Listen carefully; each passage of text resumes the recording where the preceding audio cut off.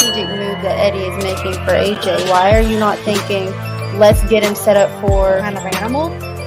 If that was years and years and years ago. Like, Clarissa is a way different fighter from when she was back in. Thanks to those joining me live and to those that will be joining me on our defenses that she's had to have recently.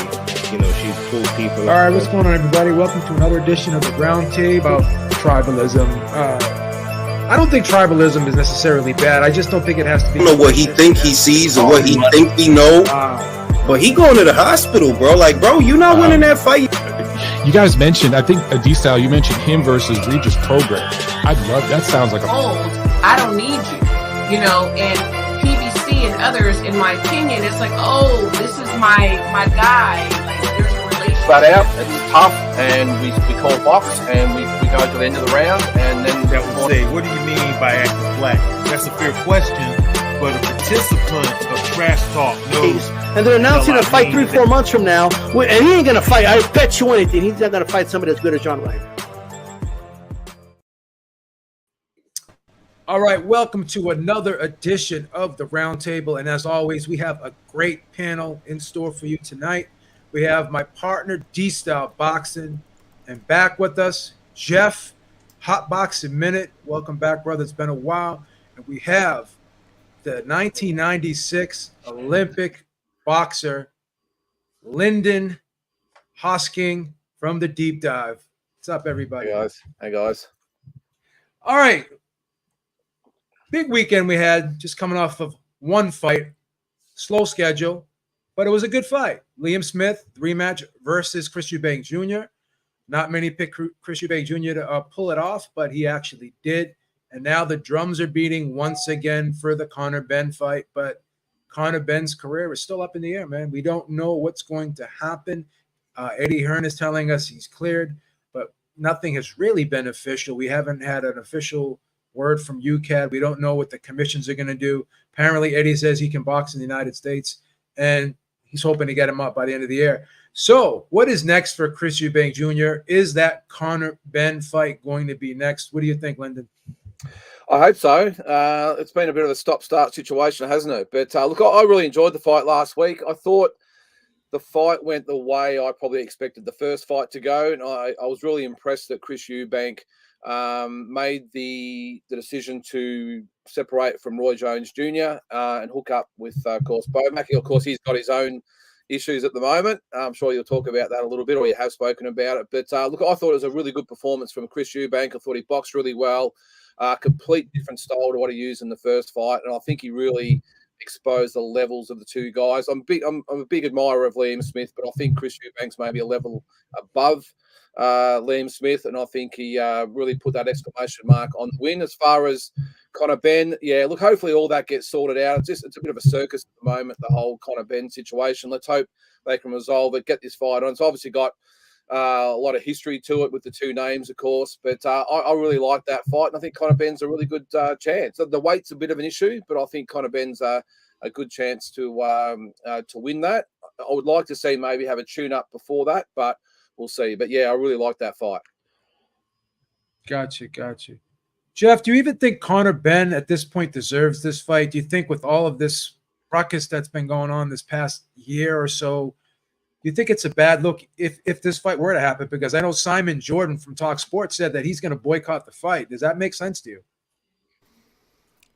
I'm not one for virtue signaling in the sport of boxing. I don't believe in a tooth fairy or beach houses in Idaho. Does Conor Benn deserve or not deserve the fight? I don't think that's really up to me to judge per se, because I'm a bit of a pragmatic boxing fan when it comes down to it. Conor Benn has name recognition, and that would that name, Conor Benn against Chris Eubank Jr. would be an enormous fight for UK boxing fans, for hardcore boxing purists that are into the history of this stuff. I'm kind of an old head. I remember the 90s. I lived through the Chris Eubank and Steve Collins and Nigel Benn era, so I know that's a huge fight. Does Conor Benn deserve it? If in the altruistic sense, the old me that used to believe in a tooth fairy, hell no. I mean, the clomiphene, it wasn't eggs. We all know what was going on, but the pragmatic side of me that understands that boxing is a prize fight, purse money driven type of sport where morals are based on what's most convenient, because what's good for Frank Warren might not be so good for Eddie Hearn and vice versa. It's about the money, and it's the big money fight for Chris Eubank Jr. Does he deserve it?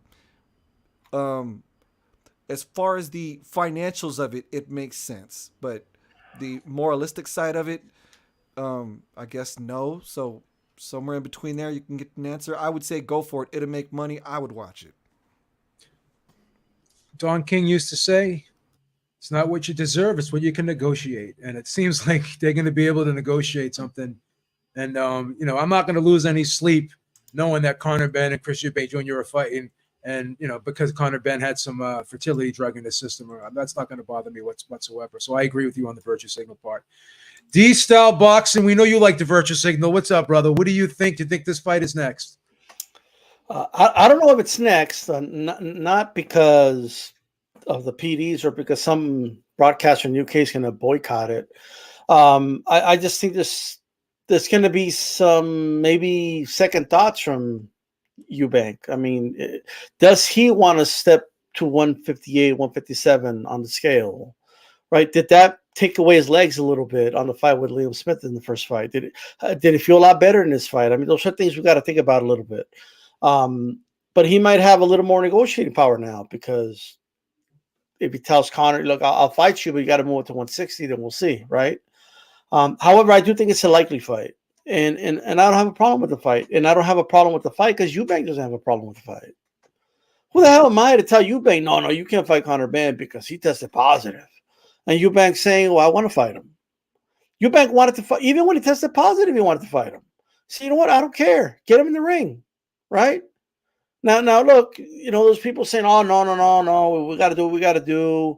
Don't allow it to happen. Look, if the whole point, the reason we do doping testing, right, is so one fighter does not have an unfair advantage over another fighter. We all understand that, right? And it's to protect a fighter from his opponent. But if the fighter is saying, I want to fight him, it is what it is. I'm not going to get in the way of that fighter. I'm not going to be a roadblock for a fighter against his own damn way, right? If Eubank wants this fight, who the hell am I or anybody to say, no, I'm going to boycott the fight if you fight him? What did Eubank do to him? What has Eubank done wrong? Other than just wants to fight, just wants to beat up Conor Benn. That's it. It's going to be a big fight. And it's a fight that's not in the way of anything. Like it's not holding up a division. It's at least they're trying to fight. You know what's worse? A dude that's not fighting is still holding the WBC belt. That's worse. Okay. So I think I could think of a million things worse in boxing than letting Conor Benn fight. At the end of the day, usually when a fighter tests positive and they punish them, what is it? 6 months, a year, right? That they suspend them. He's been out for over a year already. He's done his time. Well, whether or not it's like people want to submit, they want to beat him down into submission until he says, okay, I cheated, I'm sorry. That's what they want him to do. But Joe Beeb, has any fighter ever done that? No. They want Conor Benn to do what no fighter that I could recall off the top of my head has done since they started testing when they're caught. Not one fighter has said, all right, my bad, you caught me. Right? Alicia Bumgarner ain't going to do it. Okay, whether she's, even if she is guilty. No fighter comes out and says, okay, I'm sorry. I tried to cheat. Let me do my time. I'll come back. They all say something similar. That's not me. That's not what I'm about. I'm a man of God, or I was brought up a certain way. I'm the son of my mother. I'm the son of my father. They've taught me morals, and I don't cheat like that. It's not what I'm about. Everything I've ever done was hard work, and I'm gonna right this wrong. I'm gonna clear my name. I'm gonna prove that I did nothing wrong. Every single fighter it's always the same song and dance. I'm just waiting for Earth, Wind, and Fire to come out and do a song about it at this point. But I'm all for the fight. I think it's more than likely going to be the fight we get. Yeah. Never been a fan of strict liability. I hate when people say this because I've been over this several times. There's The supplement industry is not heavily regulated by the FDA, and they've done studies, and there's so many contaminated supplements out there. There's things that are in these supplements that aren't even on the bottle, and that's why I'm against strict liability. So if you can prove that for whatever reason you took a contaminated supplement, then I have sympathy for you as an athlete. And go ahead, Jeff. I was going to say, this is one of my subject matter expert moments. So this is your field, Jeff. You can feel free to elaborate. So feel free to elaborate. So you mentioned about non-regulations or lack of regulations in the supplement market. For the listeners out there and the people in the comment section who don't know, the supplement industry is a total scam. People are making this stuff in their garage and they're making millions off of it because the markup is really high. So as a pharmaceutical engineer, I work in very strict federally regulated FDA, Food Drug Administration environments. And I mean, it's insane the level of transparency we have to have in the way we operate in order to get that license from the FDA. Now, what you'll see a lot of these supplement companies do is they'll say, oh, it's okay, we're approved by the CDC. Well, the thing is, the CDC, the Center for Disease Control, can issue guidelines or suggestions is what they have. There's no arm or no wing of the CDC that enforces anything or does licensing. So they can say they'll get a CDC inspector. The CDC inspector will take a look at whatever garage they're working in or some warehouse that isn't up to snuff for FDA regulations, and they'll lie to consumers. And you'll see on some of these packages that'll say, oh, it's approved by the CDC. The CDC has no regulatory powers, so they could just violate all kind of CDC rules. The CDC doesn't do random inspections or anything like that. So the food supplement industry or nutritional supplements in regards to the fitness industry is a total sham, and you could essentially mix sugar water, vitamin D and whey protein in your own garage, and if you bottle it up correctly, you could make millions yourself. So you're right. It is the wild, wild west out there in the supplement industry, and it's fascinating that the de facto face whenever there is a violation in the PD, performance enhancing drugs, is Victor Conte, who is just the face of Balco and is pretty much the pinnacle of what it means to cheat the entire system and have steroid cheats in every single sport available. But no, if it's not FDA approved, it doesn't have that Food and Drug Administration stamp on it in the United States, there is no guarantee that there's any measure of real quality control. That's all. And what is Jeff? What does he sell, Jeff? He sells supplements, Victor Conti. So he knows full well what he can again. And here's another thing, Jeff, that's very, when you look at something that's from a medicine or whatever, you have ingredients list. So with a lot of supplements, they have what's called a proprietary blend. So they can just throw a whole bunch of ingredients and say this is part of the proprietary blend, but you don't know how much of each ingredient in that proprietary blend is in that supplement. So you can be taking more of something that you think that you think you're taking, or that you want to take, or that you can even tolerate, and this is why they get away with it. And another thing about the CDC too is they did this. I don't want to go too much into a rabbit hole, but they did this with the vaccine. They said it's not harmful, but that doesn't mean it's safe. Safe means long term. Not harmful means that you can take it, and we don't know at the present time if you can get harmed by it, right? Safety means long-term study. So there's a difference between saying something is not harmful and saying it's safe. Am I correct in that?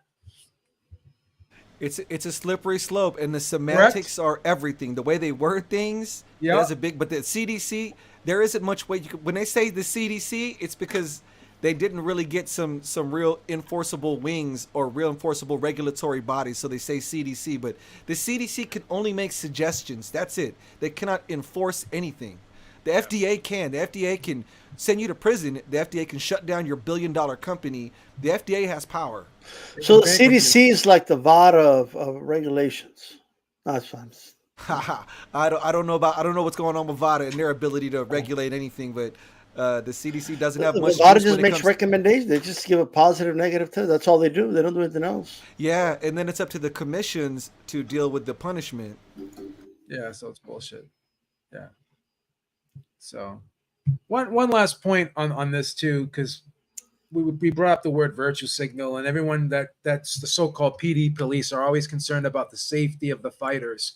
But these are the same people, when a fighter is getting beat from pillar to post, He's losing every round, has no shot of winning, and he decides that he can't no longer continue because everyone has their breaking points, or they may suffer some type of injury. Whereas if they continue to fight, they can suffer, long-term residual effects after the sport if they continue to fight. And then when these fighters decide, like Daniel Dubois, not the Usyk fight, but the one versus Joe Joyce, where his orbital bone was broken, and the doctor examined his eye afterwards when he went to ophthalmologist, said he had retinal bleeding, said the eye was moving around, falling back in his skull, right? These are the same people that say, oh, this guy's got to go out in his shield. So make up your mind. Do you care about the safety of the fighters if you want them to go out on their shield and face permanent damage and never be the same afterward? Or are you just virtue signaling? I know people don't like that word in the chat, but it's applicable here in this case when it comes to PEDs, in my opinion. I really believe that. So you can't have it both ways. Either you care about the safety, and when a guy is at risk of suffering irreparable damage and something that could have residual effect on his life after boxing, and he decides to step out because he's thinking of the future. Don't sit there and say, oh, I want to see this guy go out in the shield. For what? Just so he can say he went the distance to please you and he had no shot of winning the fight anyway? So that's where I get frustrated. And I apologize for my frustration with this. Hey, really quick, and I didn't comment on this really quick. As far as Eubank Smith goes, I think this is a course correction. I thought Eubank was winning the fight pretty comfortably, actually, in the first time.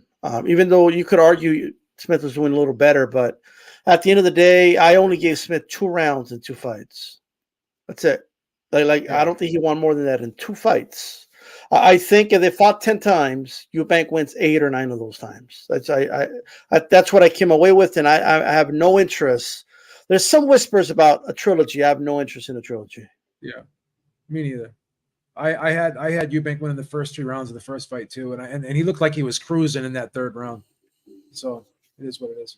So another interesting topic, and this I don't know, this kind of is kind of petty, but I thought it was interesting because we heard this a lot.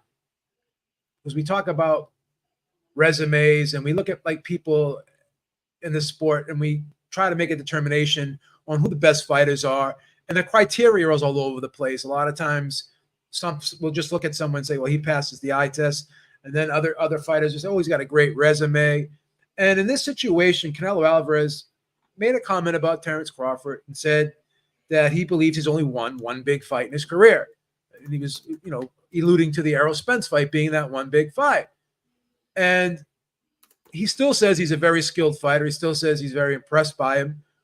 But is this basically true? And if you're Terence Crawford, do you take that as an insult? Because again, you didn't always have those opportunities. You could only fight what was in front of you. That's number one. And number two, you could only fight who wanted to fight you. So is that kind of an insult, a backhanded compliment? And do you even believe that? And is it even relevant if Crawford was to fight Canelo Alvarez? Because you're fighting the guy in the ring. You're not fighting his resume. What do you think, Jeff? I know I just threw a lot at you there, but... Well, I'm very glad to see that Canelo was open to the idea of building up that fight, because that's clearly what that's all about, and I don't blame him. Keep his options open. There's a lot of people who don't like the idea of Terence Crawford versus Canelo Alvarez. Oh, I love that idea. I feel like that's at least a 2 million pay-per-view seller right there. Terence Crawford's resume, I give him credit for Sean Porter, Kell Brook. When he fought Gamboa was on the pound-for-pound list, so... Gamboa was a beast. I think, if I'm not mistaken, that was his first loss. And I believe when he dominated Victor Postal, he might have been undefeated at that time too. Relative to what Canelo's big wins, Canelo, if you really want to go through every single fighter's resume with a fine-tooth comb, you could tear apart everyone's resume like that. Manny Pacquiao had already got knocked out before Floyd got to him. Juan Manuel Marquez was like in his late 30s already. So it's like you can do this if you want to. I think Terence Crawford has a decent enough resume. His welterweight campaign, what was he supposed to do when everyone was across the street at the PBC and they didn't want to play with him in the sandbox? Arguably so, because they knew he was going to knock everyone out. But I don't think he had just one good win on his resume. I mean, if you really want to be a stickler, because there are people that are right now saying that Errol Spence wasn't an elite fighter, and welcome to boxing. You lose one fight and suddenly you were slop to begin with. So it's all perspective, but I don't agree with saying that Terence Crawford only has one good win. He's been doing some pretty amazing stuff for years now, and I want to see Canelo versus Terence Crawford. I'm with it. Let's go. It's funny you say that, Jeff, because I was the big proponent and beating the drums for David Benavidez, but now I want the Crawford fight more than I want the Benavidez fight, and that's I never thought I'd ever see myself saying that. So I took 2 polls, one on Twitter, and it got responded to by about, I want to say like about 400 people, and that was about 70% in favor of Crawford versus Canelo as opposed to Benavidez and Canelo. On TikTok, it was different. It's just the cultures are slightly different for some reason. On TikTok, it was about the same, about 500 voters. The poll is still going on, but on TikTok, it's 50-50. So do with that info what you will. But TikTok is definitely, I think, lesser developed than, say, Twitter boxing is. Not that Twitter boxing is highly developed in its own right, because there's a lot of ignorance there, but do with that info what you will. D-Style is, Jeff made a great point. And do you think what he's saying is correct? Because that one big win, which was Errol Spence, they're even trying to take that away from Terence Crawford at this point by diminishing the state of Errol Spence going into that fight. Is this getting old at this point, the constant bashing of Terence Crawford's resume? What do you look, it's a good point about Gamboa. Like the Gamboa that Tank Davis and Haney fought later on, it's kind of like saying that, it's like when Frankie Randall was at the tail end of his career to get him beat, like that's not the same Frankie Randall that beat Chavez, for example. You know what I mean? It is what it is. Jose Luis Castillo, when he got knocked out by Haddon, that just wasn't the same Jose Luis Castillo. And we all know that, the same one that fought Floyd anyway. That was a Castillo that went through several wars with like Corrales, for example. But Gamboa took a beating from Crawford. I don't think he was the same after that fight. I honestly believe that, right? Like a beatdown like that does something to you. You're not the same anymore, right? When a fighter gets knocked out, a little bit is chipped out of them. It is what it is. So I was impressed by that win because like I've been following boxing on Twitter for years and here on YouTube. Crawford Gamboa was a 50-50 fight going in. Now people pretend like no one's gonna admit they picked Gamboa, like just like nobody admits that they listened to Vanilla Ice back in the day. It is what it is, right? Like there's just things people don't never want to admit. But at the end of the day, like that was a big fight going in, right? Gamboa was a beast. Gamboa handled Salido with relative ease, quite frankly. That's the same Salido. Older Salido beat Lomachenko. I mean, just put things in perspective. Salido was giving Mikey hell. And well, you could argue or not whether Mikey could have continued because of the cut. But the only reason I'm bringing up Salido is just to kind of give you an idea how good Gamboa was, right? And this was Crawford's first. You could argue Crawford was probably wagering in that weight class as well, right? And so I think that was a really good one. The Postal one was another. That's another one. There was dudes on here picking Postal to win, right? Now, after he beat Postal, the tune changed, right? But let's not forget, Postal, a lot of people feel he was robbed against Ramirez. A lot of people feel that Josh Hader fight was really – he had Josh Hader on Queer Street in that one round. Almost had him out of there. Postal was no joke. Postal knocked out Matisse, right? So, like, someone who knows boxing knows that Crawford has fought good fighters, right? But I think what Canelo means is names. I think that's what he means. Like he means like big attractions. He hasn't been in like Spence is the biggest name he's fought, right? I think that's what he means by great fighters. Like I don't know. Maybe Canelo doesn't know who the hell Postal is. You know what I mean? I don't know. Just because he's a boxer doesn't mean he follows a sport like super hardcore. You know what I mean? Like not all boxers do. They're too busy doing their own thing. Right? It is what it is. I've talked to many amateur boxers that don't even watch pro boxing. It's whatever. I talked to a lot of pro boxers. Not all of them follow all the weight classes. They just do their own thing. So anyway, what I will say is this. I don't think you're going to get an argument from anybody okay, that Canelo has a better resume overall than Crawford. I don't think that's an argument or a debate or nothing like that. And I think that's what Canelo's doing here. I think he's flexing a little bit, like who I fought. You know what I mean? I think that's what it is at the end of the day. And I agree with Top Minute. I think it is a shot, and I think it is a way to start sparking the flames a little bit and get some reactions. And that's exactly what it did. So that's what I think. Lyndon, there's, in my opinion, a difference between a super fight, which the Spence fight was for Crawford, and fighting good fighters. Just because, you're not in super fights. Like Canelo's been in a lot of super fights because of his name, right? Crawford never had that status. He's just recently got a little bit of that status after beating Spence. So is D-Style right? Like, does Canelo kind of alluding to the fact that that was his only really big event, and that doesn't really mean he hasn't fought good fighters? Is Canelo kind of dissing Crawford here a little bit, do you think? And you think Crawford should take it that way?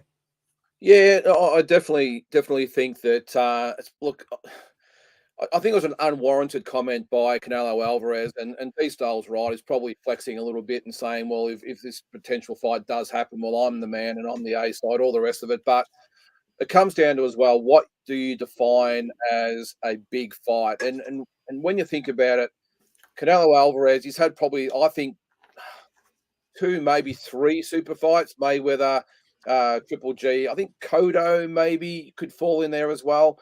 But I would argue that Terence Crawford has a much better resume than maybe a lot of the fighters that Canelo has fought recently or wants to fight in the future. I mean, a Charlo, even arguably Triple G. I think Crawford, with the wins, like we said before, with Gamboa and Postel and Khan, Cal Brook, all these guys, he's cleaned out his division. Even Jeff Horn at the time, I know, looking back, probably hasn't, got the kudos that maybe he should have. But at the time, he was coming off the Pacquiao win, whether you agree with it or not, the WBO champion. So I think Crawford's done as much as he can. So as far as big fights, maybe not, or maybe only the one super fight with Spence, but big fights, I think you could compare Crawford's record against any of those other big fights of the last 5 or 6 years that Canelo's fought.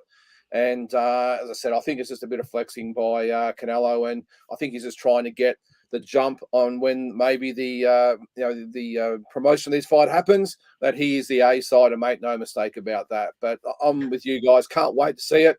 I'm all for it. And it's probably a fight that I didn't see on the horizon maybe a year ago, but now it's probably the biggest fight in boxing. Look, I'm not saying it's not the biggest fight in boxing, because it is, right? But I still think the right fight to make, and I know right or wrong in boxing is probably, it's very subjective, right? I get it. But in my opinion, the right fight to make at 168 is the David Benavidez fight. I think that's the fight that should be done. I think Canelo wins that fight, by the way. And after you beat David Benavidez, you could literally just argue, I've cleaned out 168, right? He's the one guy left to clean out the division. One dude, you know what I mean? Beat Benavidez, you've officially cleaned out your division, and then I think the Crawford fight's even bigger after that. That's how I feel about that, but it is what it is. But the Benavidez fight, and you talk about the big fights, Benavidez, I know he's beaten Plant and a couple others, but his resume, I think that fight needs a little bit more selling. I think the real boxing fans want it, but those casuals that are out there still don't really know who Benavidez is. And I just think Crawford at this stage is the bigger fight. Even though Benavidez probably deserves the fight, I just think that needs to simmer a little bit longer for it to be as big as it can be. And I just don't think when you talk about big fights or super fights that Benavidez even comes close to a Crawford. So I think the Crawford fight's easier to sell, although D-Style, based on just the need for it or who deserves it more, well, you could probably make a case for Benavidez, but the Crawford fight, as they say, if it makes dollars, it makes sense, and the Crawford fight is the one that makes the most money by a mile. Yeah, look, I agree. I do agree that it makes more money. In fact, I think it was last week I said I think Crawford Canelo probably does 3 million buys, right? But I do think Benavidez Canelo does at least 1 million. right? So I still think it sells. I just think it's a dangerous fight for Canelo, and perhaps there was more pressure for Canelo to fight him just 3 months ago than now, which is crazy, right? There's like less pressure for him to fight the guy, because I think most people are agreeing with what you guys are saying that the Crawford fight's bigger, right? But I still think he could do both. I mean, let me ask you this, Lyndon. So if Benavidez fights Bubu Andre, like they're saying in November, That's he a would tough have had. fight. So say he beats him. So then he beat Plant earlier in the year, and then he goes on to beat Boo Boo. Does that put him in a better position? Do you think now? Because he'll be, because he'll have done what so many people have asked him to do, like fight top contenders, and that would be 2 contenders back to back in 1 year, 2 solid wins. So that would probably strengthen his position going into a potential fight next year with Canelo, in my opinion. Oh yeah, exactly. Yeah, I think if he beats Boo Boo, and that's probably does put him into position. But if we're talking just right now, Benavidez versus Crawford, look, as you guys know better, just as well as anyone else out there, it is a business. We sometimes forget it's a business, and you've got to let these fights, as I said before, sort of simmer on the back burner for a little bit, build them up. And there's always a protocol, I suppose, to follow. And I just think maybe looking at Benavidez to beat Andrade and Canelo to maybe get one more fight, and then maybe Benavidez Canelo fight to maybe happen maybe September next year. I just don't think at the moment. I would love to see the Benavidez fight as well. I just don't think the timing is right now. I think Canelo's team obviously knows that as well. And I just don't think they see the Benavidez fight. And I don't subscribe, by the way, that Canelo's ducking Benavidez at all. I think guys at that level don't duck fighters. It's a business decision. And I just think when the timing's right, and I've just got a feeling that September next year is the time we might see Benavidez and Canelo. But I just think Benavidez needs that one more big fight. And Andrade's probably the perfect guy. Get that win. And then I think the Canelo-Benavidez fight takes a whole different shape. And we're all looking at it a little bit different light, including the casuals out there. I actually like the Benavidez fight to be the finale in the 3-fight deal. I've always said that would be probably the best possible scenario to maximize it. My opinion. Yeah, it makes sense in Mexican Independence Day weekend. It does. But while I agree that boxing is business, and I agree, I've never subscribed that Canelo is sweating Benavidez. I never thought that for sure. But my thing is, I do believe that the narratives that he's avoiding him can, at the very least, bug Canelo enough to hurry that fight up, because he does have an ego. He doesn't like people saying he's avoiding Benavidez, because one, he knows it, because it bothers him because it's not true, and I think he's going to reach a point where he's going to say, all right, I need to shut this dude up already, and there might be a bowling point. I know his dad just recently, he went from talking shit to apologizing, back to talking shit. He can't make up his mind, but he's back to talking shit. You know what I mean? It's calling Canelo all types of names, and he's back at it, right? So hopefully that can. I just think it's going to be a big fight. It gives me like Chavez, De La Hoya vibes, that fight, at least around here. I think it'll be a big fight, at least around this community. And I think a lot of the world will tune in. But you got no argument for me. The Crawford fight is a bigger fight. Gotcha. All right. So more interesting news this week. Amanda Serrano is going to be taking on her WBO mandatory challenger, Danila Ramos, on October 27th in a 12-round, 3-minute round fight. And the last time this happened was back in 2007 when Layla McCarter fought Melissa Hernandez, and it hasn't happened since. So it'll be 15 years since this happened again, which will be on October 27th. So is this a step in the right direction for female boxing? Will other female fighters take a look at this and say, hey, this is something that we should be doing? This is something that we want to do? Because Eric and I, on our Sunday show, we've interviewed female fighters before, and every time we've asked them, are you down for 3-minute rounds? Their answer is always, well, we need to get paid more in order to do that. So I don't believe Amanda Serrano is getting paid more for this fight than she did in her last fight, but she's going to do it. So I don't know if Amanda Serrano doing this is going to be enough incentive moving forward. What say you, D-Style? Mute, sir. My bad. Look, as far as pay in boxing, how long you fight has nothing to do with how you get paid in boxing. It's the reality. It's not an hourly wage you're getting. You're not getting paid by the minute. You know what I mean? In boxing, it's very capitalist boxing. You get paid for what you generate and what you negotiate. So make sure those two things. That's how you get paid in boxing. Katie Taylor gets paid a lot of money. Obviously, it's not because she's fighting 3-minute rounds and 12 rounds, right? It's because what she generates, the interest she brings. That's what brings the money in boxing, right? And that goes for the men. Everyone has this misconception. We got to pay the women. Look at what Canelo's making. Like what? He's not making that. He's a man. If that was the case, all the men in boxing would be making that money, but obviously they're not, right? There's undercard fighters in Canelo cards that make like 4,000. Like, it is what it is. All right. So like there's pay scales in boxing. All right. And it's based off of your market value plus what you negotiate. There's some guys that get paid above their market value, some below the market value, right? Like it is what it is. It's a business, right? But here's the thing. As far as so I just want to say that I think people got to look at the bigger picture.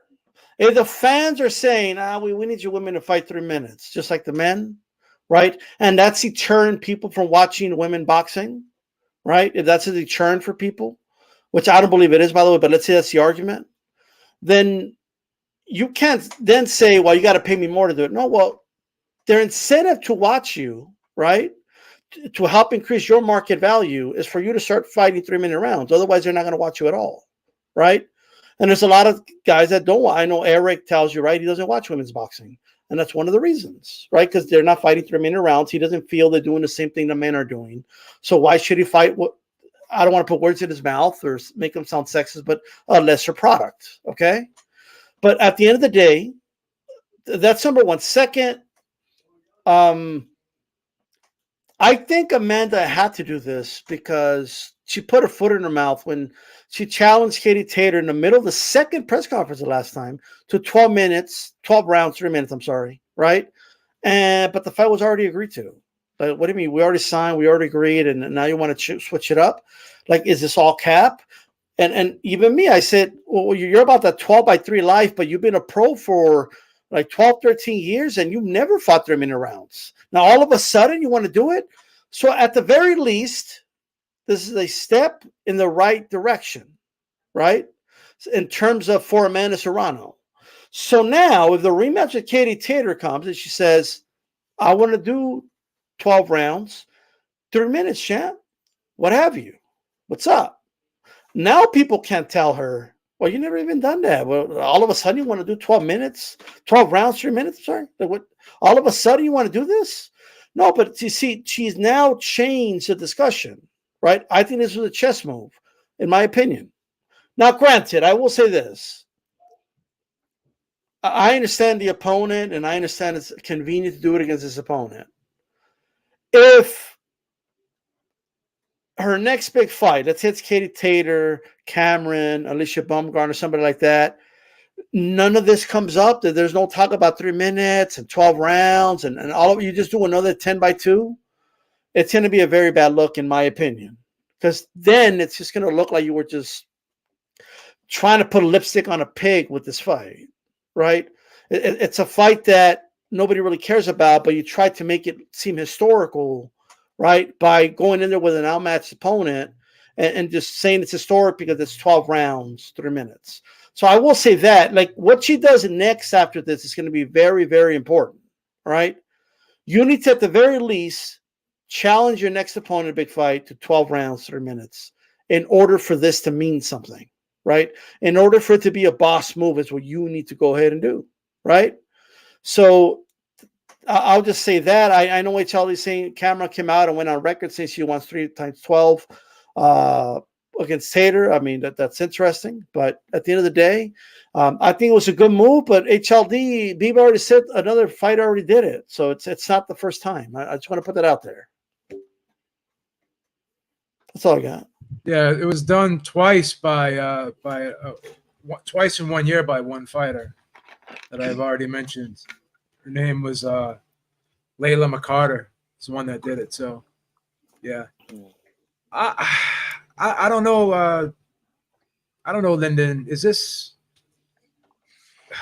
going to be a game changer for women's boxing? Are people going to look at this fight and they're going to say, damn, we got to jump on board with this? Because if history shows us anything, it shows us that it's not going to be a game changer, because the last time this happened was 15 years ago, and it happened twice in 1 year, and it hasn't happened since then, since 2007. So yeah, I don't know. I can only go by history.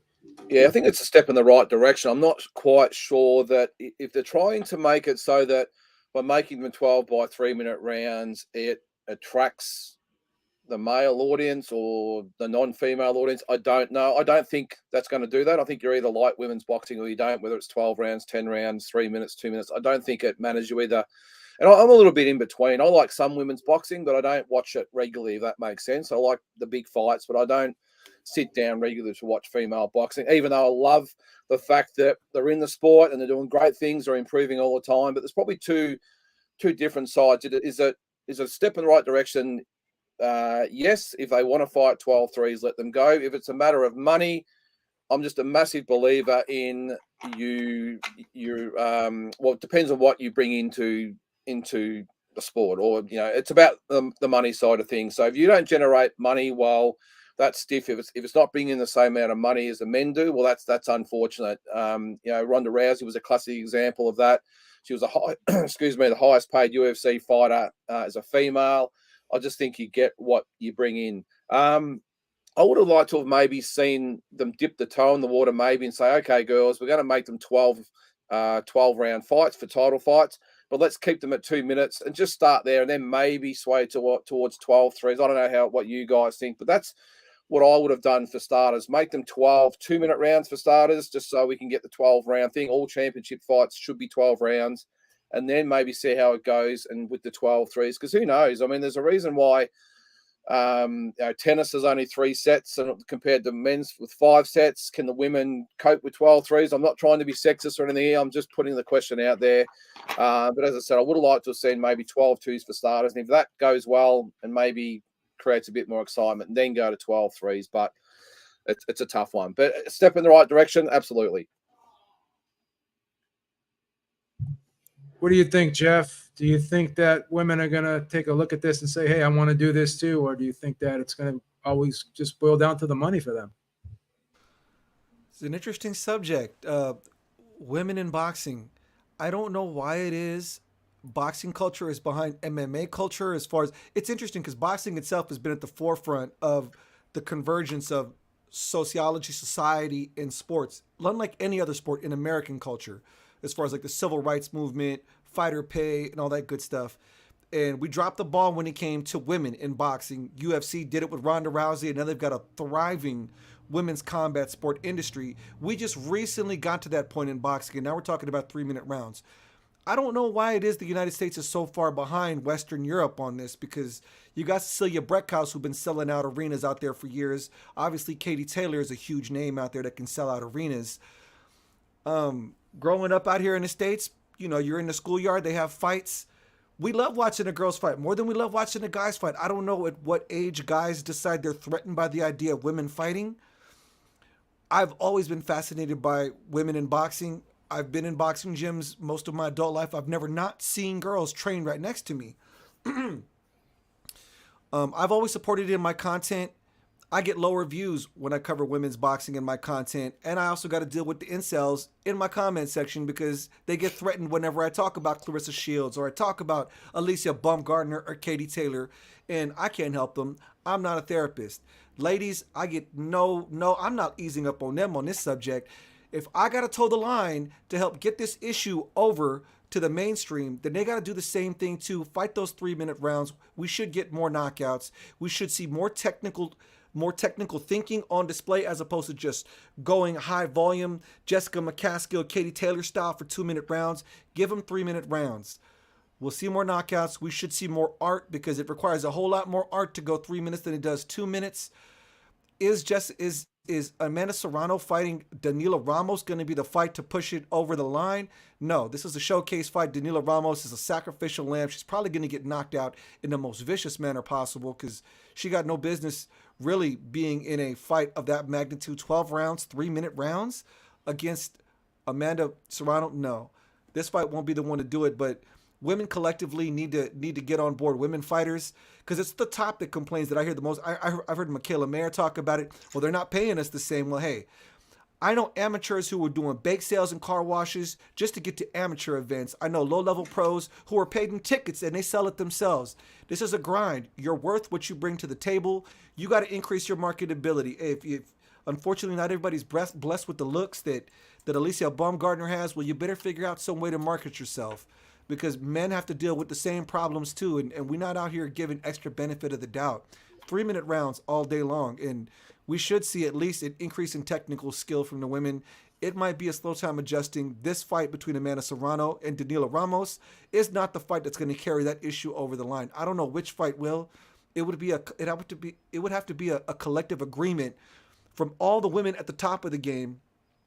The ones like Michaela Mayer who are against the idea, even though they're paid a lion's share, because in this women's boxing game, there might be 15 to 20 legitimately getting paid.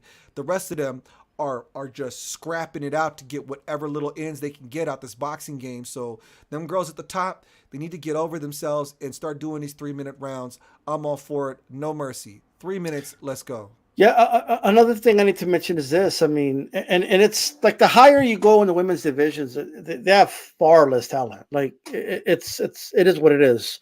There's not even that much competition when you go from like 147 and up.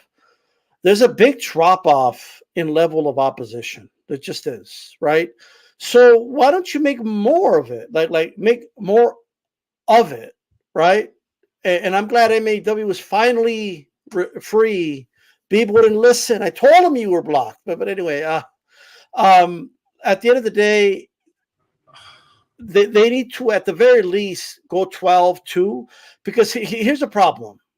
If you start scheduling 3-minute rounds, and after like 5 rounds, these women look exhausted, and it's the opposite happens. Like it's not looking good, because when fighters are exhausted, they don't box very well, right? It can actually bring women's back a little bit, can it? Like if maybe in this fight she'll get a stoppage, right, Amanda Serrano, but like I don't know. I just, if you put Katie Taylor Serrano in a 12-round 3-minute like per round fight, now they both look exhausted after 5 rounds, and they're just kind of dragging through the rest of the fight or something. That might actually be a bad look for women's boxing. So I think you have to do it in steps. Go to 12 first with 2 minutes, right? And then after that, if women adjust to it, there's an adjustment period, then you can start doing 3-minute rounds, right? I just think the reason it's happening in this fight, because it's not going to go 12. That's why it's going to happen. I don't think this fight's going 12 either. And it's funny that you say that. Because the last 3-minute 12-round fights, one of them ended in the second round, and the other one ended in the 8th. So it is what it is. One interesting thing, though, that I think, and I think we talked about this earlier, D-Style, is I think it will have an impact on knockouts, because if you look at MMA and the female fighters, and you look at the records, and this is anecdotal, I just looked at a few of them today. And one that stood out was Amanda Nunes. And 80% of her fights ended by either knockout or submission. And I think she's only been in 2 of her 5-round fights went to the distance. And the other ones were the 3-round fights, which aren't championship fights in MMA. So my whole point is this. With the 3-minute rounds, the women will probably get more tired than the men, and because of that, they could fade, and some you could have more stoppages because of women getting tired. Because a lot of times in boxing, when you see those late stoppages, it's not only because of the guy taking a ton of punishment. Obviously, that's a big part of it, but fatigue really has a big part in it. Like in that Daniel Dubois fight, I just think he was exhausted at that time. You know, when Usyk knocked him down with that jab, whether it be mentally, physically, or whatever, and he just couldn't continue due to exhaustion. So I think by adding that extra minute onto the female rounds, I think women, you will see more knockouts because, like I said, I think you'll see some fatigue type stoppages as well. That's just my opinion, because when you give it 2 minutes, there's you have time to recover, right? But if you have to go that extra minute, that's more time, more energy you're going to use, and it's going to be harder for the women to recover. It's hard for men to recover, so it's going to be even harder for the women to recover, in my opinion. So, did you guys see that recent interview with Mauricio Suleiman? The WBC is not going to be sanctioning that event because Mauricio Suleiman and the WBC do not at all condone 3-minute rounds. And he said based off one medical study. So there is no study, Jeff. Do you know what the study is? This is the study, and it's ridiculous. Well, women don't have as strong as neck muscles as men. Women, I remember that. Yeah, that's what he said. Yeah, women, when they get hit in the brain, their brain doesn't. They don't have the ability. This is the thing. The thing is the oxygen go back to the brain as quick as the men. They don't have the same recuperative powers as men. But you don't understand. That would make sense if a woman was fighting another man. But if both women are under the same physical circumstances, then what difference does it make? This is the thing that you don't understand, Joe. You would have to have are like flowers. You would have to have data. You would have to have data of women fighting other women and seeing fatalities or tragedies in 3-minute round fights. You don't have any data. In order to have data, unfortunately, you would have to have them fight 3-minute rounds over the course of a period of time, and that would be your data. Joe. Listen to me, Joe. Martin looks fine to me. She's very coherent and she can speak it has just nothing fine. to do with that because they fight 3 minutes in the amateurs. Once again, Jeff, it's a word that you and I like to use a lot. It's a virtue signal. Look, really quick, Joe. Look, in the amateurs, they fight 3 minutes and they fight several times in the week during the tournament, and they're fine. I'm just saying, like they already do it in the amateur. Now they're not doing 12 rounds, right? But neither do the men in the amateurs, right? But they're doing it. They're doing the weight cut, okay, several times during the week, right? And doing multiple fights, just like the men. So and nothing's happening to them, right? And there's that's but you don't understand, Joe, is that women are like flowers, and we cannot have them for 3 minutes in a fight, Joe. I do want their sanctioning fees, but I do not want them to fight 3 minutes, Joe. How is that data to say that a woman doesn't have as much muscles in her neck or as strong neck muscles as a man? How does that justify saying that they can't go 3 minutes? I'm just tired of people acting like the WBC is. Look, the WBC, I'm tired of people acting like it's this body of governors that vote and make these decisions. But no, this is just Mauricio Suleiman's gut. That's all it is. Okay. I'll be honest. When I listen to Mauricio Suleiman talk, I kind of just zone out and just get more enchanted with how eloquent and how smooth he speaks. Exactly. I get the major detail and the gist of what he said, and the rest of it, I'm just like, he is a pimp. That man he's so eloquent when he talks, and he's very patient. And listen, what you don't understand is, and you're like, dang, dude, you're a criminal. Joe Habib, you are ridiculous right now. You're a pseudo podcaster. You're not a real person that talk boxing. I did a real study, and the body of governors voted in a 3-point vote in Hawaii. We voted that women are too fragile. They're like flowers. I love women's boxing. I have done a lot, and we have had conventions for women's boxers. What have you done for women's boxing? He actually used that word too. He said women are more fragile than men. Newsflash, thank you. Kind of figured that out. I didn't need you to tell me that. That's why they're fighting other women. They're not fighting. They're fighting other women. Now that like I said, that theory would hold water if you were to match a woman against a man. Obviously, that would be. It's like saying, "Oh, well, he can't fight Tyson Fury." I mean, he's only 5'5", you know, he's too fragile to fight Tyson Fury. Well, no shit. All right, let's move on here because this is getting. Let's move on. This can go on forever, but you're gonna get charged of sanctioning if you keep talking about this. Yeah. So Tony Bellew came out, made some crazy claims. Said that he's hearing rumors that talks between Joshua and Wilder have stopped. And in an interview, Eddie Hearn said that no, they haven't stopped. They've stalled. They've slowed, according to him, which can't be a good thing. So then Bellew went on to say that he heard that Team Joshua is possibly looking at facing Tyson Fury instead in Africa. So I don't know. I said this in conversations with D-Style before. I think it would make sense to go for Fury first and then go for Wilder after that, because if he loses to Fury, or if he loses and goes the distance or whatever, does better than Wilder did, doesn't get knocked out, whatever the case may be, if he does lose to Fury, you could still sell the Wilder fight because you could say both guys lost to Fury, so now they can fight each other. But if he loses to Wilder first, you can't go back and sell the Fury fight. So why not kill two birds with one stone? Like that, like in that movie Colors, when the guy says, why not walk down the hill and get all the bulls instead of run down and only get one, right? That's the way I look at this. Like it's always made more sense to me for Joshua to fight Fury first and then go after Wilder, because that Wilder fight will always be there after the Fury fight. But if you lose to Wilder, that Fury fight will not be there. And it's a big fight. It's probably just as big fighting Fury than the Wilder fight, probably bigger. And then you even have the chance of going for a title. What do you think, Lyndon? What's the better option for Joshua at this point? What's the better fight for him at this stage of his career? And do you agree with anything I just said? I do always agree with you, mate. I think, look, who knows what goes on in the heavyweight division, especially when Tyson Fury is involved. But, I mean, there's even talk now he's going to fight John Jones after Nagano. So who knows? But, look, I think the fight that's most likely to happen is the Wilder fight. But the fight that is the better fight, I'll take that back. The better fight for him is Fury. But the fight most likely to happen, I think, is Wilder, if that makes sense. I think Wilder and Joshua are going to go around. Fury and Wilder are going to go.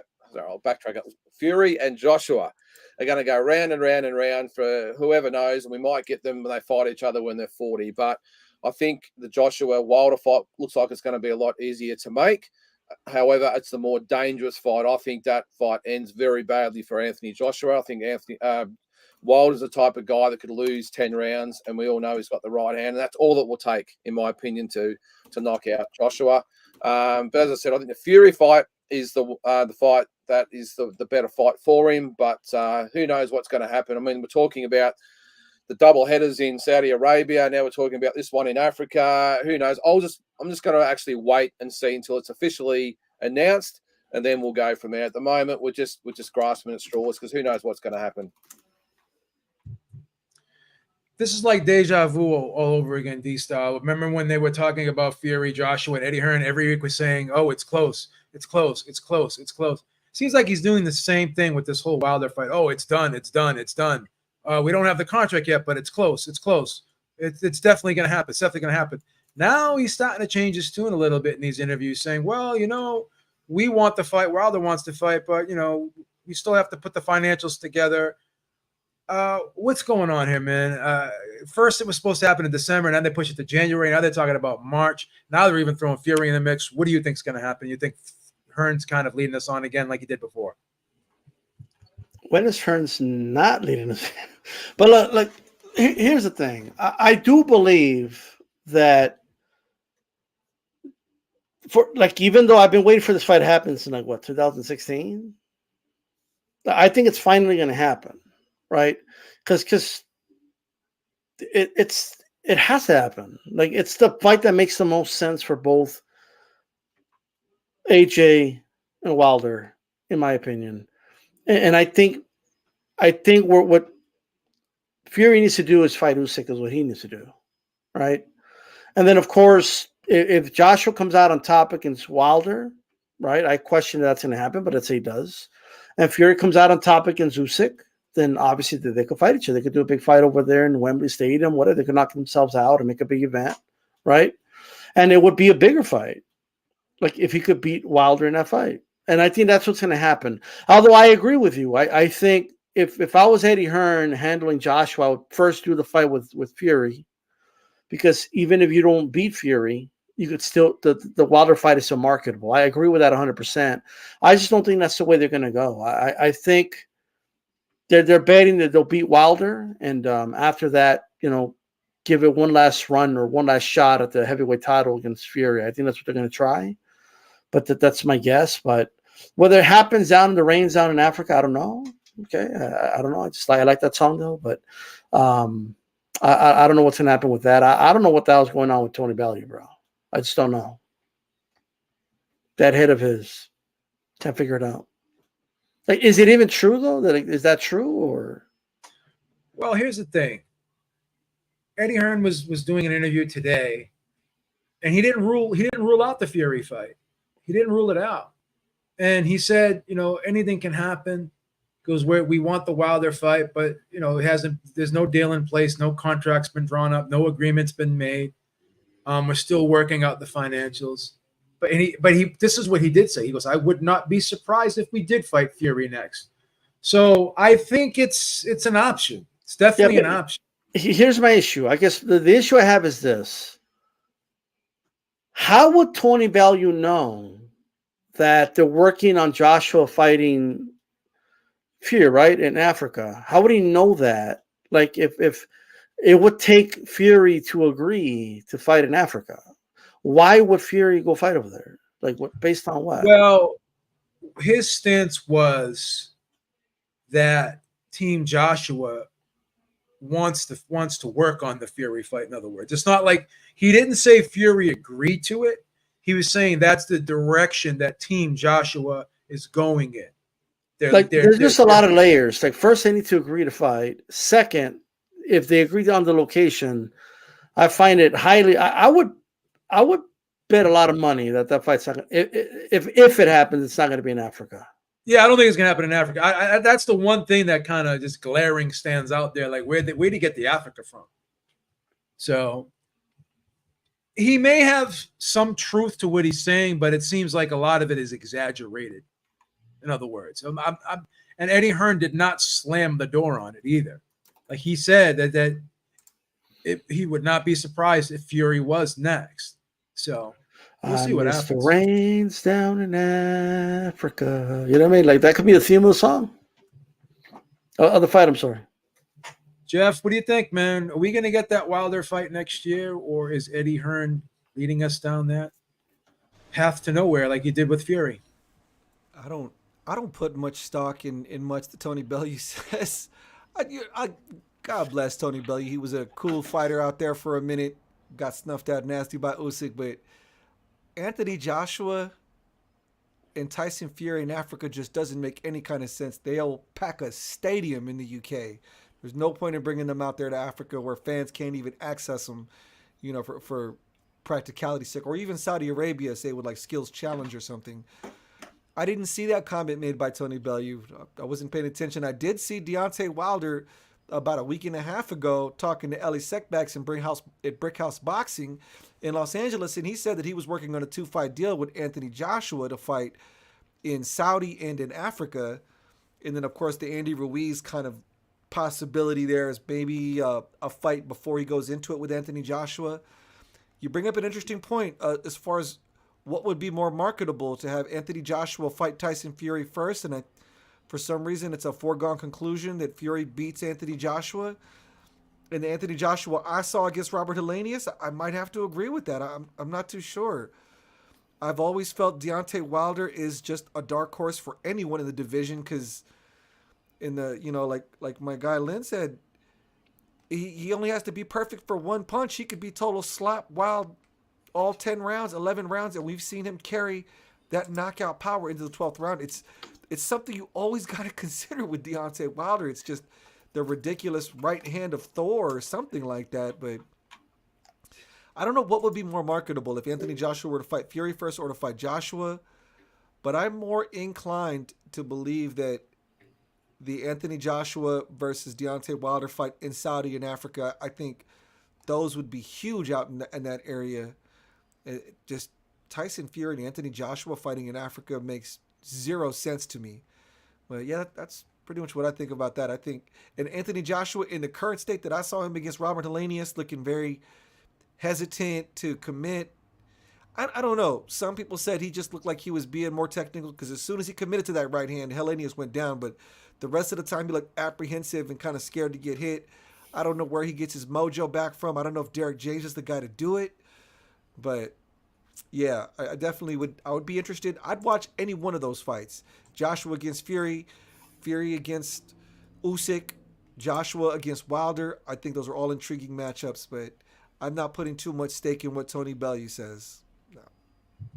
Yeah, I don't know how he would know so much about that. I'm sure he would hear things, but he was getting really down into the details, like, oh, he knows where it's going to be, blah blah blah.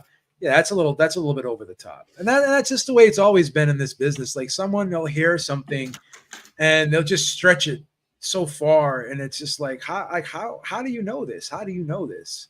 You know, when you hear people like Rick Glacier on Twitter saying, "Oh, well, this is they're making this much," and like, "Oh, I spoke to someone at the TV's." Like, come on, bro, stop.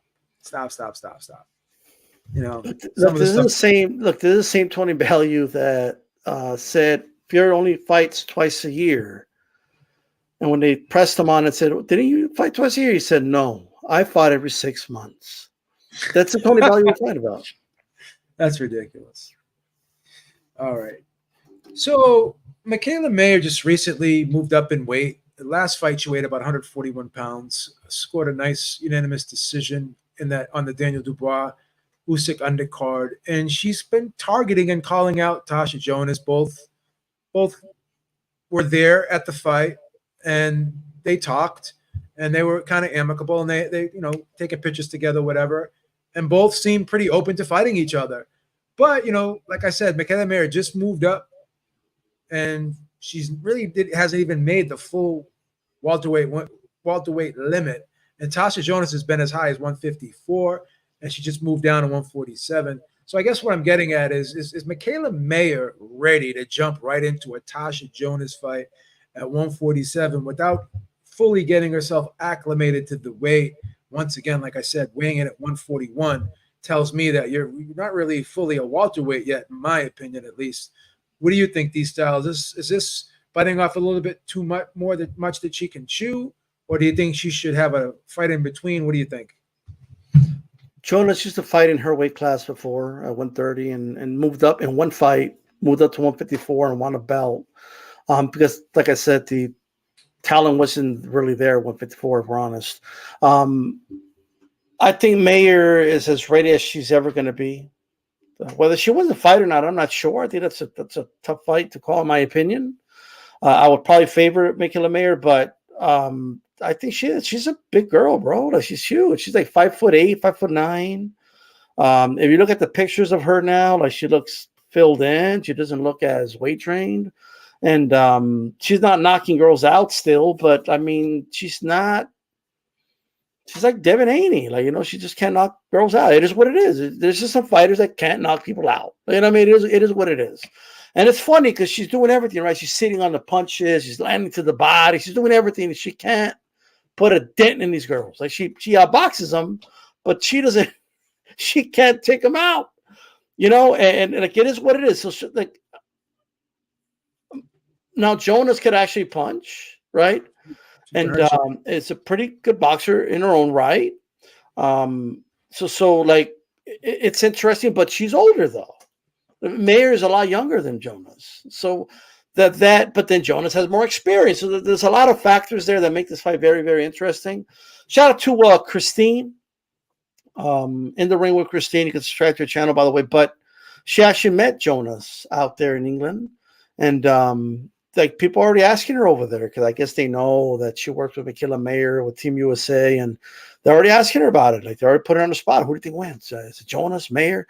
So there's a lot of interest about the fight over there anyway. So she's as ready as she's ever going to be. And in women's boxing, there's not a lot of like talent. Like, you know what I mean? Like, it is what it is. You just got to take what's there. You know, like there's not a lot of fighters you could fight to prepare her for that level. Like either you're there or you're not, and that's it. You know what I mean? Because there's a lot of overlap in women's boxing. We even see it in the men's boxing, but you know, like you could develop a male fighter a little better and engage a little better where they're at and when to take a leap of faith than with women's boxing. It is what it is. I think the time to make the fight is now. And that's that. Do you agree, Lyndon? Do you think that Mayer should just jump right into the title shot after having one fight at 140? Yeah, I think so. I think there's no issue with it. I think you know, obviously with the women, they don't have as many knockouts. I don't think there's that danger of like in the men's where you jump multiple weights with the strength and power issue. So look, and I don't think, even though Jonas has had a few knockouts, I don't see her as a killer. So I think it's not a bad fight for May to go up to if she's going to pick this one. It has been a big jump. Well, she had 2 fights since the Baumgartner fight. 10 pounds she's put on since that fight. So, yeah, no, I think so. As I said, women's bodies are probably a little bit different to men, obviously. And why not? I think we're talking about Crawford going up to fight Canelo at 168. Why can't Maya do this? And I think if the fight does take place, I would probably still back. I think Jonas could probably get it done, even though I'm an admirer of Maya. But, yeah, I think so. I don't think there's any really right time. So she's been a champion. She's an elite fighter. 10 pounds, go up and have a crack. So I think it'd be a good fight if it does happen. But Jonas for me. Jeff, what do you think, man? Who you like in that fight? You like May, or you think Jonas has got a lot of miles on her? She's like nearing the end of the tunnel. What do you think? I think that's an intriguing matchup. You know, Terry Harper got knocked out by Alicia Baumgartner at super featherweight 130. A year later, she was winning a title at 154 at the super welterweight division. Physiologically, it appears that women can move through weight divisions a lot faster and a lot easier than men can. And a large part of that, like D-Style was saying, comes down to the lack of depth as far as talent goes in each of these divisions. So once you get to the top of these divisions, there isn't but a few in each division that are really technically sound per se. Natasha Jonas and Michaela Mayer is such a fascinating matchup stylistically. I feel like Michaela Mayer might have a little more education in the legs as far as the way she moves, but how do those legs move when she gains another 10 pounds on her frame? She, like you said, in her last fight, she was 141 fighting at welterweight. That's a lot to consider. I remember Natasha Jonas kind of did the same thing. Went up like 2 or 3 divisions and won a title. What was it? She went from lightweight. She lost to Katie Taylor and then moved up and won a strap at 154 against Chris Eubank. So, yeah, it's a fight I think it's very, very feasible. I think Natasha Jonas punches harder. I believe that Michaela Mayer is the better technical fighter. I think I would favor Michaela Mayer, but not confidently, but I think I'll favor Michaela Mayer. It would be a very interesting fight, and I would watch for sure. Definitely not outside the realm of physical possibility, because women, they do it all the time. And I don't see why Michaela Mayer wouldn't be able to do it, because she's super tall for a woman. She'd have to stack on 10 more pounds. More power to him. She's got a solid frame. Like D-Style said, she's like 5'9". She's got some shoulders to her. And it's crazy because seeing her at 141, didn't look like she had an ounce of fat on her. She still looked lean and in great shape. So you got to give her credit, man. I mean, she probably really needed to go up. Her body was telling her, let's go. We can't stay here anymore. So ultimately it was a good move. So last topic of the night, we touched upon it a little bit with Usyk Dubois. We mentioned that fight a couple times tonight. But now Frank Warren has made it official. All the paperwork is in. All the tapes, the pictures, the videos, the rules, the notes. And I've been working on this case for Queensberry, right? Pro bono, helping Dev Sani and Frank Warren put together, and compile all the evidence to submit to the WBA. And we finally got this appeal over the line. Where does it go, Jeff? Does anything happen? I don't think we're going to get the fight overturned or make it a no contest. But will we at least get a rematch out of this? Boxing history lesson. The greatest fighter to ever come out of the land down under, Jeff Fenech, in 1991 fought probably the greatest fighter to ever come from Africa, Azuma Nelson, in a very hotly contested fight that ended up a draw that many people suggested was a robbery. Well, 32 years later, the WBC finally went back and corrected that wrong and gave Jeff Fenech that 4th title at the expense of Azuma Nelson, of course, because they believed it to be a robbery of the highest degree. Now, I'm a boxing history nerd. I wouldn't say I'm a boomer boxing history nerd because they tend to know a little bit more than me, but I'm a junkie for it. And I don't know of a single case outside of that Jeff Fenech case where the powers that be, the alphabet soup organizations, retroactively went back, or these commissions, the British Board of Cuck, or however you want to pronounce it, changed their ruling and decide, I don't know what, a no contest. People are very torn on the issue of what happened with Danny Dubois in that fight with Alexander Usyk. At best, it was a questionable shot. In a crowded stadium full of, 50,000 spectators, the referee made a spot decision that it was a low blow. I'm not upset about it. Frank Warren, he believes that, Alicia Baumgartner was set up in a conspiracy because she had her last fight in Matchroom and Eddie Hearn wanted to undermine her career. So how much faith are you going to put in Frank Warren's words when he's throwing out conspiracy theories? You got to love promoters. I tend to not buy any snake oil that any of them are selling just because I don't have a high demand personally for snake oil myself. I think the decision was fine the way it stood.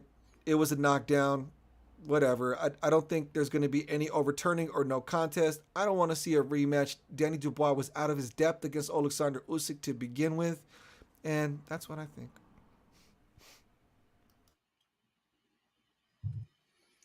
Thank you, D-Style, for the $10 super chat. I appreciate that very much. D-Style, Alexander Usyk, Daniel Dubois 2. How does that sound? Not very good. Look, not all sequels are meant to be good. Like I like Terminator 2, you know what I mean? Like this, but some sequels just aren't meant to be. It is what it is. Look, now I'm gonna say more, but let me start by saying this: I don't want to see a rematch. I don't think a rematch is necessary. But my personal opinion aside, right? My personal opinion aside. I have watched and rewatched that shot a lot of times, right? And I get that it's the ref's discretion, and a lot of mistakes happen in this fight. There's actually, there's a good argument to be made, right? Like, they have a case here. And one of them is the ref never indicated to them in the ring where the shot is good. Like, he never indicated to them at all. Also, Usyk is wearing the trunks high, and the reason I know he's wearing them high is because at the weigh-in, and there's a lot of photos of Usyk when he's standing straight up, right? The elbows are much higher than his belly button, and those trunks were across the elbows, not the belly button. That's the second thing. Third, I interviewed Jesus Ramos, and I know he has nothing to do with the fight, but I asked him, has a ref ever told you in the back, like, where the bout line is or or the legal shots are going to be? And he clearly stated to me, never. In all his professional fights, they have never indicated to him where the shot could be landed. Okay? He says it's always been in the ring. A ref may use vague language, like you could punch a shot on the bout line is legal, but what does that mean if you don't indicate it to the fighters when they're both in the middle of the ring? So look, is there argument that, is it Pavlone? Is that the name of the ref? You muted yourself. What's going on over here? Pavone? Luis Pavone. Pavone. Does he have plausible deniability that, and maybe He did feel it was a low. Who knows, right? Fair enough. But what I do know is this.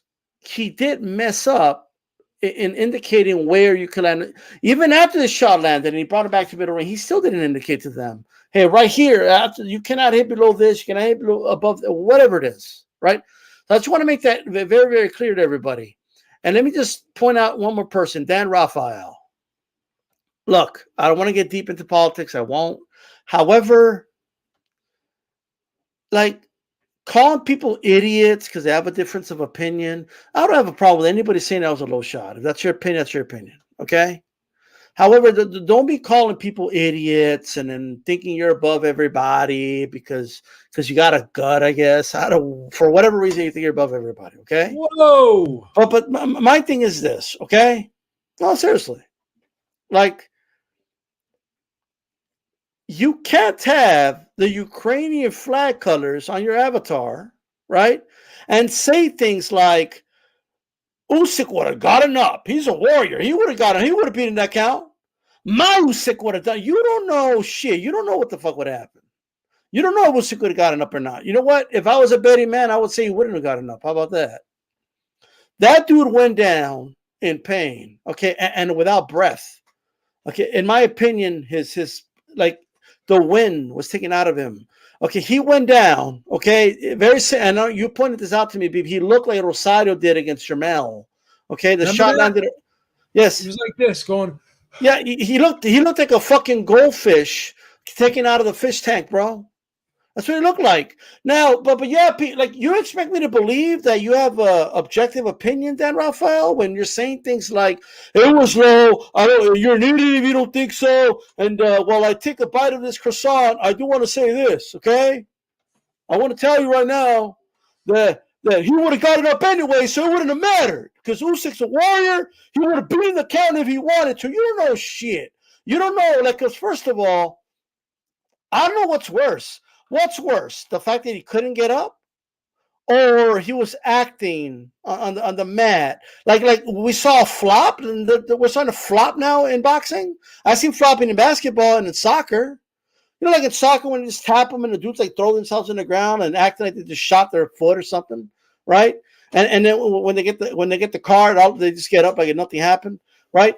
So was Usyk just putting on a show? Is that what you're saying? The heavyweight champion of the world was rolling around in the mat acting like The Rock after he takes a stunner, right? Is that what you're telling me right now? That's actually worse to me. It's actually worse if he was putting on a show. You know what I think? I think he was hurt. Now, whether you want to argue he was low or not, that's a subjective thing. In my opinion, it was right in the money. But I'm not going to argue with people. If you feel it was low, it's whatever. Okay, I think it's pretty borderline. But my point is this: Dan Rafael, chill. Okay, have a glazed donut, just glazed. Don't put the extra flavor on it. Okay, dunk it in some milk and chill out. Okay, you can't have the Ukraine colors. Okay, and then defending Usyk like he's Superman or something. Like there's something's off right there. I'm just saying. I'm not saying that that's the prime motivation of it. Okay, I'm not. But I mean, I'm just saying. So, Lyndon, let's just cut to the chase. We're gonna take away the fact that, if you're as a fan watching this fight, you didn't like what Dubois did after the 5th round and what happened at the end of the fight. Let's take away that. Let's even take away, it wasn't competitive. I don't want to see a rematch. Let's take away all that. In the sense of justice, fairness, does Daniel Dubois deserve a rematch based off of the evidence? Geez, well, it's a tough act to follow there with our man D-Style there. He hit it on the head, especially, I will say, I do agree with D-Style here when he said that, look, I actually disagree with D-Style as far as my verdict, but I'm certainly not going to, like you said, call you an idiot or whatever. That is ridiculous. It's so divisive that you're one side or the other, but I'm certainly not going to argue with the other side and name call and everything else. One thing I will agree with him is, with Dan Rafael, is what we call in Australia a wanker. It's just one of those guys, and I said on my show last week that I met him and he was a bit of a peanut. I think. But that's a different story. That's another time. But I think on the fight itself, I don't think. Look, I think Frank Warren had to put the protest in. He was looking after his fight. Of course, he's got to do that. Will it getting her rematch? I don't think so. I think, unfortunately, he is not high enough on the pecking order, I don't think. And I think it will be taken on board. I think there'll be a few people that maybe admit there was mistakes made. But as far as getting the result overturned, that's certainly not going to happen. And the rematch, look, who knows? Maybe if the Fury, Wilder, whoever is out there falls over, maybe there might be that window for a rematch to happen. But I don't think so. I think if there's other big fights to make, Usyk will go for those. The WBA will give the referee a slap, or the officials, or whoever they've got to give, and we'll just move on. Unfortunately, Dubois is not a big enough name, but it has certainly divided a lot of people. Everyone's still talking about it, which is good. But I don't think anything comes of it. I think it'll just be nothing to see here, and we move on. Lyndon, you're like the 10th person that I've talked to that met Dan Rafael and said he was just a dick. He was, yeah. I said my friend extended his hand to him at one time, and he just looked at him and walked away. Yeah, I've never not shook someone's hand. That extended their hand out to him. It's not hard, especially when, well, I don't know whether he thinks he's a big shot or whatever. I mean, he's a reporter. Let's face it. He's not an actual fighter. And I just quickly told the story on my show last week that we did meet him at in California, one of the shows with the Maloney brothers. Gave us nothing.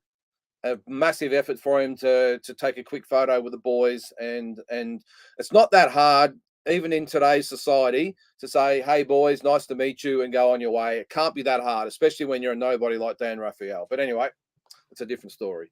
Crazy. All right, that's it. I mean, has anyone got any closing thoughts here about anything we talked about? Anyone want to get anything off their chest before we head out? Yeah. Look, first of all, look, even if someone doesn't think it was low or whatever, I get it, right? Yeah. But the ref messed up. The ref should have indicated if the ref would have just indicated where it's legal to hit, this would not be a discussion. We would just go by wherever the ref said it was good. That's number one. So when Dan Rafael, I hate to bring him up, right? But it's a lot to bring up. You know what I mean? But here's the thing. When he says, "Oh, Warren, he's got no case," all this, what did he call him? Like a ballroom promoter? What do you call him? Small hall promoter. Yeah, small hall promoter. Warren, like this dude. What's up with this dude, bro? You know, now granted, look, I get it. Warren threw shots back, but I don't blame him. You know what I mean? I don't think Dan Rafael knows where the belt line is. I don't think he's ever seen it. So how would he know? You have to actually be able to. But anyway, I'm going too far. But all right, let me just. Well, one more thing. Warren has a case. Like, the case is there. It should at least be heard, right? Mm-hmm. But I will say this. The reason I don't want to see the rematch is because what happened in that round is unlikely to ever happen again. It didn't happen when Usyk got back up and they restarted the fight. Because I keep hearing people say things like, well, it's Dubois' fault. He didn't seize the moment. Well, first of all, it wasn't a moment. It was 4 minutes, okay? 4 minutes passed, and then they restarted the fight. So you can't say, like, he didn't seize the moment, because we don't know. Let's say Usyk is, like, Captain Ukraine, like Captain America, but Captain Ukraine, like Dan Rafael says, right? And he got up, like God, he did against Ward. We see fighters get up from when they're hurt. So I'm not saying it's impossible. But guess what? You're not going to have 4 minutes. Like, you're going to have a very motivated Dubois who just hurt you visibly, right? If he was losing hope and then he hurt you and dropped you, now, like, his adrenaline is up. You're going to have that guy come at you for the remainder of that round, all right? And who knows how many more telling blows he could have landed on you, okay? So for people saying, well, he didn't seize the moment. He didn't take advantage of the moment. No, what happened was the punch was taken away from him. Moment was taken away from him. It's like I said that week, right? He won the lottery. They tore the lottery ticket up, and then they told him to go do it again, right? Well, he ain't going to win the lottery again.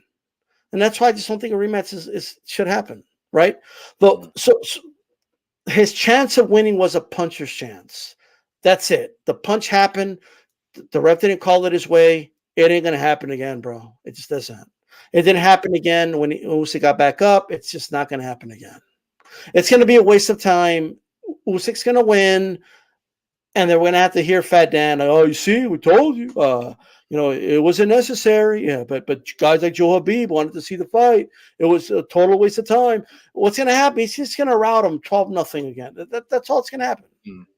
Yeah. And the crazy thing is this: to just assume that someone's going to be the same with a 10 count instead of you gave someone 210 seconds to recover. There's no way he would have been fully recovered even if he did get up at 10. And then Dubois lands the beautiful shot, and the referee tells him, "You do that again, you're getting disqualified." I mean, how do you feel? That's like Thor going into Avengers Endgame fighting Thanos and telling him he can't bring his hammer. It's not fair. It's not fair, man. It's not fair. And one last thing, because I don't want to belabor the point. In real time, I don't think anyone really knew if that was low or not, referee included. He was way in the other corner. Usyk's elbows were actually covering the shot, and Dubois' back was to him. He made that call based off of Usyk's reaction, in my opinion, not on what he saw. That's what I believe.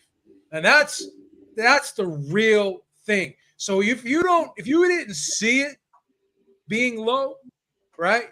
If you didn't see it being low and you're just reacting to what Usyk does, just like when he taps that belt line every 3 seconds, and the referee comes in and just believes him. It's gonna. Referees are gonna have to just step up and just say to themselves, "I'm reffing this fight, not you. All right, you don't stop and tell me and direct traffic in here. I'm the one directing traffic. Because if I was training someone and they were fighting Usyk, and anytime he did that, like when he did that in the Joshua fight, Joshua stepped back. It's like, well, what's going on here? What's he doing? I would tell a fighter, jump right on his ass. Jump right on his ass. Fuck that. Fuck that. Yeah, you know what? Look, it reminds me of, like, if you remember the Martinez Cintron fight, Sergio Martinez. He hit some. I forget if it was an overhand or an uppercut. I forget what punch it was. I can't remember. But he landed a nice clean shot on Cintron and dropped him. Right. The ref didn't see it. Well, I guess because Cintron started saying, "Oh, it was a headbutt. It was a headbutt." After he counted to 10, and the ref just believed him. Like he said, "Oh, it was a headbutt. Okay, well, let's restart." Like, restart? What are you talking about? Like, you can't just believe the fighter if you don't see it. Like, it just is what it is. But I guess what bothers me about the whole thing is this. Now, I have no proof of this, and this is not something I would even bring up as a case. But if I was Frank Warren, but I have reason to suspect, anyway, that Pavone didn't indicate where it was legal, because I think he wanted to give himself a little plausible deniability, depending on where the punch lands. That's what I believe, because I never seen a ref skip that part, ever. I'm not saying it doesn't happen. I don't remember a fight of that magnitude, especially with a fighter like Usyk, who's been hurt to the body before. He's done the little wiggly dance before. Okay, and that same ref halted the action with a similar shot in the Joshua fight. So, like, I just have reason to believe that. I have reason to believe that the ref understands that he's a little soft to the body. I'm just saying. All right. And if I'm any future opponent of Usyk, if I'm in the corner when the ref says any other questions, then as your chief second, or you as a fighter themselves, well, where can I hit this guy? Tell me what's legal, ref. Point it out now. That's what I would do if I'm fighting. Fighters need to step. Like, at the end of the day, I get a ref should do it, but if they're not going to do it, then you got to call it out in the moment. That's what you need to do, right before the bell rings. One last thing that I would say too. Any questions? Yeah, I need to know that you're going to ref this fight and not let him ref this fight. So if he's tapping, if he's going to sit there and tap, I need from you what's good and not good, not from him. And I need to feel confident that you're going to make the decision and not rely on his reaction.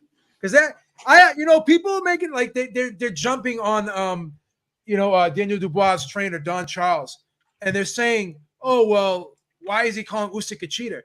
Because he's doing what the equivalent in the NBA is. He's flopping. And here's the thing. If he could have gotten right up, then why wouldn't he have gotten right up? He was in control the first 4 rounds. He was cruising. He wasn't getting hurt. He didn't look like he was tired at all. He was in total control of that fight, controlling the pace. So he gets hit with a low blow. What would be the reason for him to stay down long just for the sake of staying down? Oh, he milked it. Why did he milk it? For what reason? There's only one reason you would stay down there. One reason only. Because you were legitimately hurt. So these people that are trying to defend Usyk's honor, they sound ridiculous. And that's it. So that's all I got. All right, guys. Thank you. Thank you, everyone in the chat. Thank the panel. And we will be back next week on D-Style Boxing's channel. Everyone have a great day. Thanks, guys. Be good, man. Have a good one, guys. Oh, I fuck.